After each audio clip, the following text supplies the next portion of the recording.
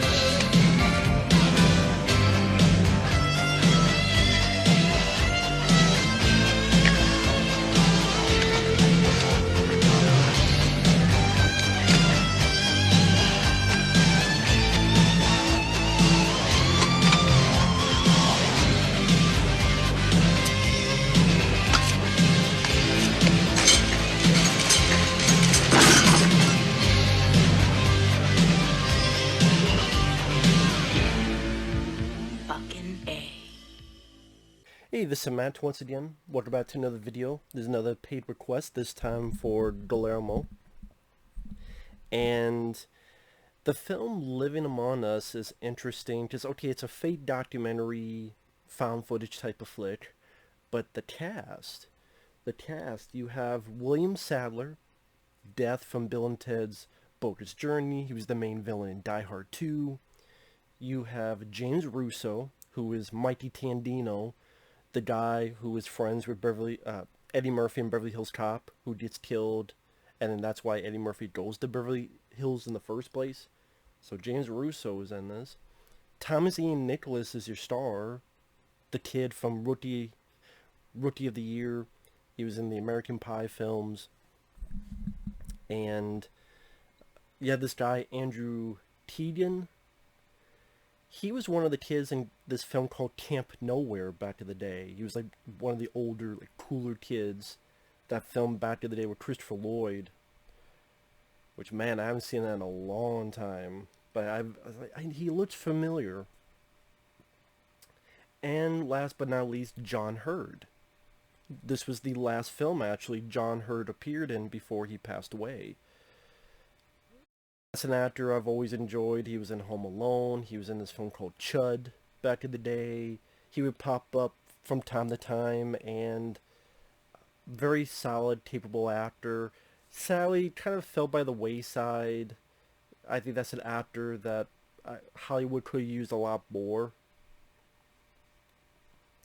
You see these actors are really good and talented, but they fall by the wayside for whatever reason.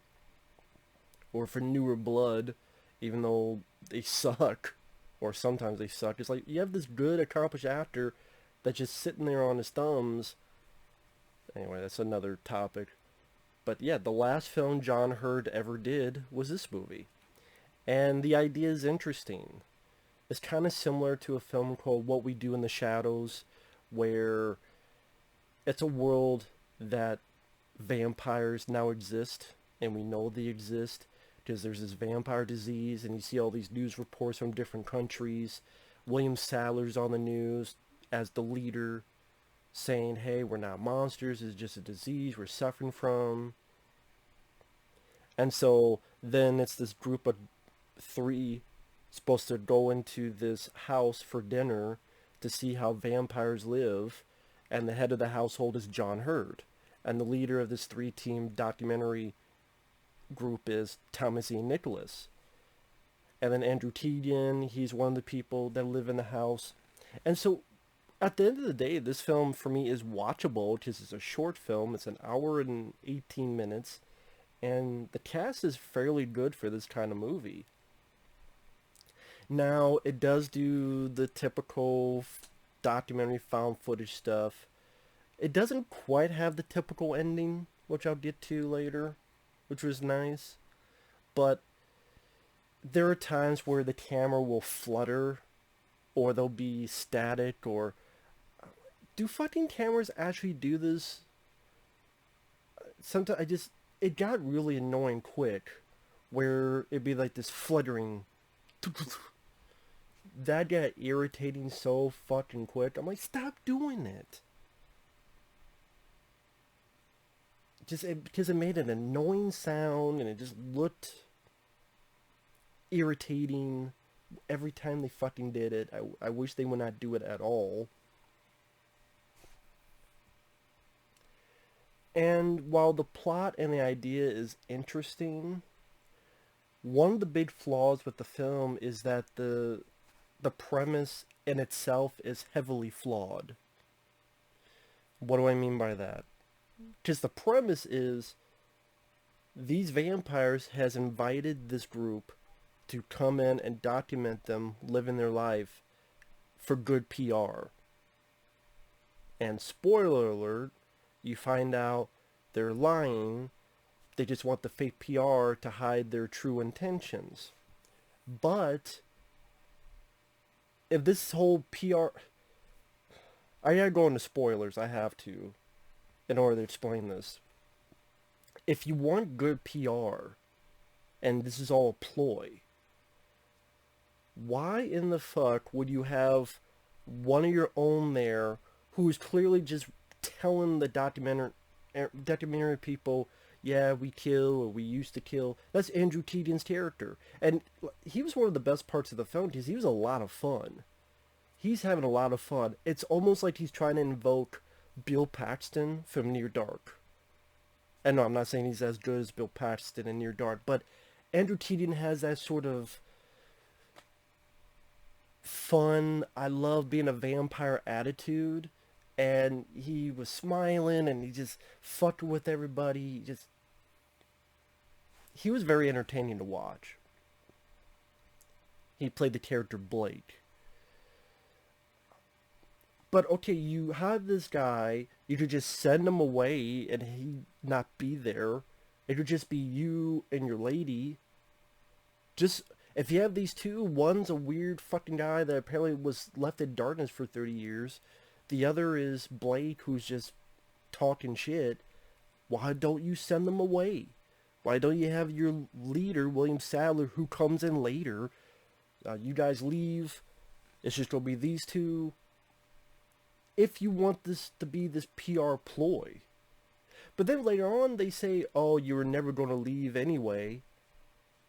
Okay, if you're showing them rituals where you're killing people, but just don't film it, well, they're still seeing it so they could tell, this is what the fuck I saw.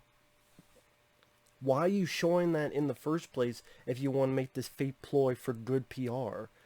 Why are you then saying at the end, like John Hurd says at the end, we were never going to let you go anyway? Don't you think people would be questioning, wait a minute, this documentary crew, even the roosters, my neighbor's roosters are questioning it. If you hear that, the rooster's going, what the fuck was that? What the fuck is that? Exactly, I was confused as well. Thanks for disturbing my fucking video, but hey, I had the same question. Don't you think people are going to notice, wait, this documentary crew is missing, and the last time they were around was at a vampire house, and this whole point is to not have bad PR, but that's just going to have more worse PR. So that's what I mean, the whole premise, if you think about it for a minute or two, is flawed. It's heavily flawed. I mean, if you had it where either some vampires were actually good and some were bad, and it's this conflict in between that they didn't want to show to the humans, or if you had maybe John Hurd to the very end wanting to fake and lie that no, we're good vampires, and it's just that he's having this argument with these others who just, we don't want to hide anymore, and make that even more evident, to not fucking show them an actual ritual of a woman getting killed. And then there's times where I'm like, just leave the fucking house, you three documentary people. Leave the fucking house. As soon as they witness a fucking girl being killed. Oh, well, she had AIDS and she's a hooker and she's spreading them around and this is our form of punishment as well. Who gives a shit? You've seen it. The one guy holding the camera filmed it without the vampires knowing. You can leave right now and show that. You don't have to stay another second. And they do. Just fucking leave right now. But they don't. So it just... That's what I mean. There's a lot of stuff in the writing. I think the writing is the biggest problem with the film. The writing brings the film down a couple of notches. Because I don't mind the idea of being a fake documentary. The actors are doing their all considering the script. You know, they do interviews with each of these people. You know, John Erd is saying, oh, crosses, holy water, they do nothing. They're all superstitious. Right then and there should be an alarm bells going, well, wait a minute. Our boss at the TV station, cable station, said one of the things you told us not to bring was crosses and holy water. Now you're saying those do nothing. Well, then why would you say don't bring those in the first place? Right then and there, you know something's off. The filmmaker should know something's off. And then it leads to that girl being murdered. Sometimes there's decent effects. Like Blake shows his arm being burned on camera. Isn't that cool, huh? Or there's a scene where they lead two of the filmmakers to this place with a bunch of stoners. And there's a point where they like knock someone's head off and they pull someone's arm off. Decent effects. I have a feeling that's why they did the fluttering thing, because it seemed like the camera would do that flutter thing and like move away and then move back. That was their way of trying to hide a cut to put in the either slit throat, knocking a head off, the effect. So that's why they did the fluttering thing. They bring it up at the beginning so that it'd be a consistent motif, and then they use that to bridge. I think there's better ways you could have done it. I mean, without the annoying flutter camera. I don't even know what the hell you call that. And then just a lot of questions. Why would you they show this girl being murdered? Whatever.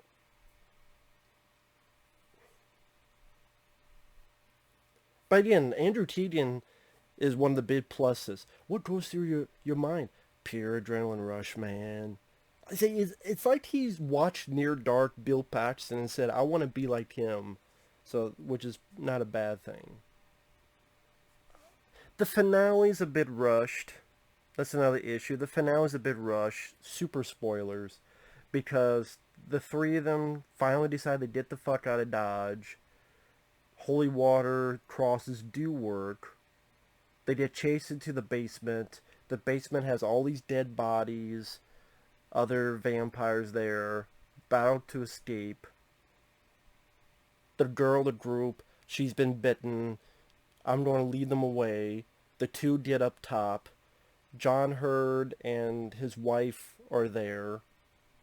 They're able to burn them up in horrible, horrible CGI fire. Like they burn up, and it looked it looked Sci-Fi Channel Asylum level effects. Then they get in a car and they seem like they're fine. Then you cut to a news program with William Sadler's talking, and the news anchor, the anchorman's going, "Well, we've just received footage," and then you have James Russo. James Russo plays the boss of the TV station. We see him at the beginning of the film and at the end, and it's like, this footage, it'll be shown anywhere, you son of a bitch. And then you see a piece of footage, and it's Tommy Z and Nicholas dead, and Andrew Teagan ripped his heart out. I didn't think you needed that. You really didn't need them to get killed. You could just have the two of them, they go off. I mean, if you don't lead to, I'm guessing Andrew Teagan, the vampire, drop the tape off. Because there was a scene earlier where, like, when they're killing the stoners, or before. Oh no, it was after that. It was during the finale, during the chase and battle. Wait, don't you want people to see this? You killing those stoners and having people afraid of you? If I want to, I'll deliver it myself. So I'm guessing that's what happened. But you didn't need to kill off Thomas Ian Nicholas. You didn't need to kill off the cameraman. I mean, it's not a total downbeat ending because the vampires found out and the footage is out there. So that's what I mean. It's not the typical ending. But you didn't need to kill him off. You did it. I mean, what's the point? Again, what's the point when you have the footage that shows them killing other people?